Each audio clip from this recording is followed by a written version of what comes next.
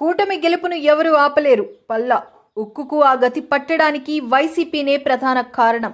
పల్లా గెలిపించండి, 5 ఏళ్లలో గాజువాకను అభివృద్ధి ప్రధానంలో నిలుపుతా. వజ్రాయుధం లాంటి ఓటుతో వైకాపాను తరిమేయండి. ఈసారి ఎన్నికల్లో గాజువాక నియోజకవర్గంలో కూటమి గెలుపును ఎవరు ఆపలేరని నియోజకవర్గ అభ్యర్థి పల్లా శ్రీనివాసరావు అన్నారు. పాత గాజువాక పార్టీ కార్యాలయంలో ఆయన మీడియా సమావేశంలో మాట్లాడుతూ తాను నామినేషన్ కార్యక్రమానికి వెళ్తున్నప్పుడు ప్రజలు స్వచ్ఛందంగా తరలివచ్చారని, వారందరికీ కృతజ్ఞతలు తెలియజేస్తున్నామన్నారు. విశాఖ జిల్లాకు ఏం చేశారని వైసీపీ వాళ్ళు ఓట్లు అడుగుతున్నారని ప్రశ్నించారు. రాష్ట్రాన్ని అప్పుల ఊబిలోకి నెట్టారని ఓట్లేయాలా, లేక ప్రజాధనాన్ని దుర్వినియోగం చేస్తున్నారని ఓట్లేయాలా అని నిలదీశారు.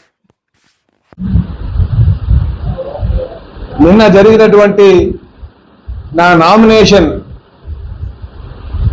ఏదైతే యాత్ర ఉందో దాన్ని దిగ్విజయంగా విజయవంతంగా ప్రజల సహకారంతో, అలాగే తెలుగుదేశం, జనసేన, బీజేపీ, అలాగే అభిమానుల సహకారంతో, మీ అందరి సహకారంతో మరి మేము నామినేషన్ వేయగలిగాం. ఆ నామినేషన్ను చూసిన తర్వాత నామినేషన్, ఆ పాదయాత్ర కావచ్చు, ఆ యాత్ర కావచ్చు, అది చూసిన తర్వాత నిజంగా నా భూతో నా భవిష్యత్ లాగా ఉంది. అంటే నేను ఎప్పుడు కూడా అంత జనాన్ని చూడలే.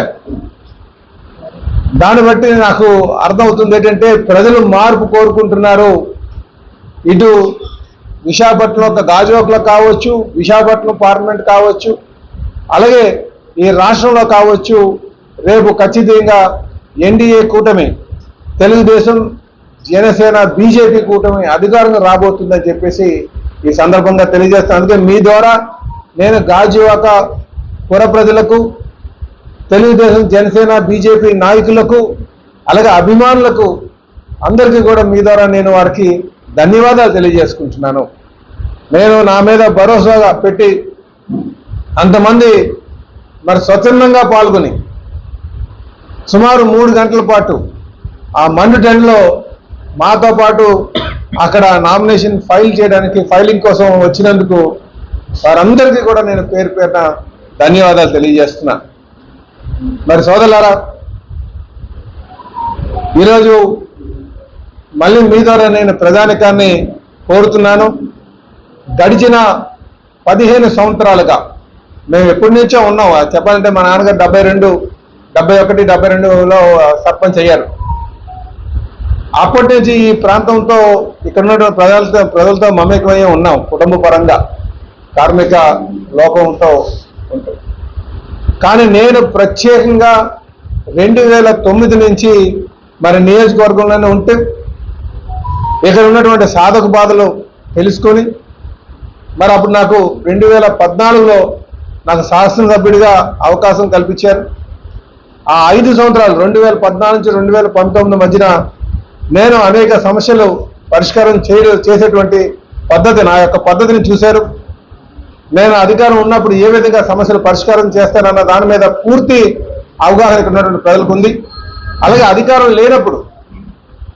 లేనప్పుడు నా పోరాట పటిమం ప్రజలతో మమేకమై ప్రజాపక్షాన్ని నించొని ప్రభుత్వం చేసినటువంటి ప్రజా వ్యతిరేక విధానాలపైన మేము పోరాటం చేసినటువంటి తీరు కూడా ఇక్కడ ఉన్నటువంటి ప్రజానికి తెలుసు. కనుక నేను గత 15 సంవత్సరాలుగా గాజువాక నియోజకవర్గంలోనే ఉండి అనేక సమస్యల పరిష్కారం పట్ల, లేకపోతే పోరాటం చేసిన విషయంలో కావచ్చు, నాకు నా నైజం ఇక్కడ ఉన్నటువంటి ప్రజానికానికి తెలుసు. కనుక మళ్ళీ నాకు అవకాశం కల్పిస్తారనే నమ్మకం ఉందని చెప్పి ఈ సందర్భంగా నేను తెలియజేస్తున్నా. వారి విజయానికి తోడ్పాటుకి వాళ్ళందరూ సిద్ధంగా ఉన్నారు. వాస్తవానికి నిన్న మీరు చూస్తుంటారు, మీరు కూడా ప్రత్యక్షంగా మా అభ్యర్థి పల్లా శ్రీనివాస్ గారు సహజంగా అందరికీ నమస్కారం పెడితే బిల్డింగ్ల మీద ఉన్నవాళ్ళు కానీ వాళ్ళే బయటకు వచ్చి ప్రతిస్పందనగా ఇలా చెప్తా ఉన్నారు విజయోత్సవం అని.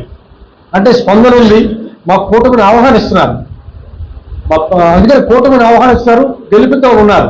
దాంట్లో భాగంగా నిన్న బ్రహ్మాండంగా మా నామినేషన్ అనేటువంటిది ఎప్పుడు నేను కూడా 34 సంవత్సరాలు ఉన్నాను, అంత భారీ స్థాయిలో ఎప్పుడు ర్యాలీ జరగలేదు నామినేషన్ ర్యాలీ. అంటే almost Telugu Desam party, Janasena, BJP కూటమి అభ్యర్థి గెలిచినట్లుగానే ప్రజలు భావిస్తా ఉన్నారు. ఎన్నికలు ఎప్పుడు వచ్చారో దానికి సిద్ధంగా ఉన్నారు. ఇదొకటి. రెండు, గుడివాడ అమర్నాథ్ నిన్న తన ముఖం చూస్తేనో తన పేరు చెప్తేనో ప్రజలు ఓట్లేనో, లేకపోతే జగన్మోహన్ రెడ్డి పేరు చెప్తే అసలైనో మా పవన్ కళ్యాణ్ గారి ఫోటో పెట్టుకొని ఊరేగుతున్నాడు ఆయన. అది సిగ్గు ఉండాలి. అది అనైకత. నైతిక విలువ లేనటువంటి మనిషిలాగా ప్రవర్తించారు. సరే, వేదిక మీద ఉన్నటువంటి బొత్స సత్యనారాయణ, ఇంకా సుబ్బారెడ్డి ఎంపీలు, వాళ్ళకైనా బుద్ధి ఉండాలి కదా. పవన్ కళ్యాణ్ గారి ఫోటో నువ్వు పెట్టుకుంటే నీ జగన్మోహన్ రెడ్డి ఫోటో పెట్టుకోవాలి అంటే జగన్మోహన్ రెడ్డి పేరు చెప్తే ఓట్లు రావు. ఓటమి భయాన్ని అంగీకరించారు. ఓడిపోతున్నాం ఇక్కడని. అందుకనే మా నాయకుడు ఫోటో పెట్టుకొని ఊరేగటం అది పూర్తి స్థాయిలో అది దిగజారుతనం, అవినీతి, అంటే అనైక్యతగా. అందువల్ల ఇప్పటికనే ఆల్మోస్ట్ అతను ఓటమిని అంగీకరిస్తూ ఆయనంతలో ఆయనే ఒకవేళ ఓట్లు రావని అనుకుంటే జనసేన పార్టీలో జాయిన్ అయిపోయి మా కూటమి అభ్యర్థి పల్లా శ్రీనివాస్ గారికి సపోర్ట్ చేస్తే బాగుంటుందని చెప్పి రికవర్ చేస్తున్నాం. రెండు, ఇక మా పార్టీ జనసేన పార్టీ శ్రేణులు పూర్తి స్థాయిలో మా అధ్యక్షుడు పవన్ కళ్యాణ్ గారు ఆదేశం మేరకు పల్లా శ్రీనివాస్ గారు కూటమి అభ్యర్థిగా గెలవడానికి కావాల్సినటువంటి శ్రమ ఏ మేరకు తీసుకోవడానికి సిద్ధంగా ఉన్నాం. అందరూ కలిసి పనిచేస్తాం. రెండు, ఎంపీ అభ్యర్థులు కూడా గెలిపించుకుంటాం. ఎందుకు అంటే ఇందులో ఒక అర్థం ఉంది. పని చేయాలని తపన నాయకుడు కావాలని ప్రజలు కోరుకుంటారు. అవినీతి ఆరోపణలు మచ్చలేనటువంటి మనిషి కావాలని కోరుకుంటారు. మా అభ్యర్థికి అవినీతి మచ్చలైతే లేవు, ఉంటే పుట్టుమచ్చలు ఉండదు తప్ప. మిగతా మా మీద పోటీ చేస్తున్న అభ్యర్థి అమర్నాథ్కి తనకు పూర్తిగా అవినీతి మరకలే ఉన్నాయి. పూర్తిగా ముఖం చూస్తున్న అవినీతి మరకలతో ఆయన తిరుగుతూ ఉన్నారు. అందుకనే మా అభ్యర్థిని ఎమ్మెల్యేగా గెలిపించుకోవాలని ప్రజలు చూస్తున్నారు.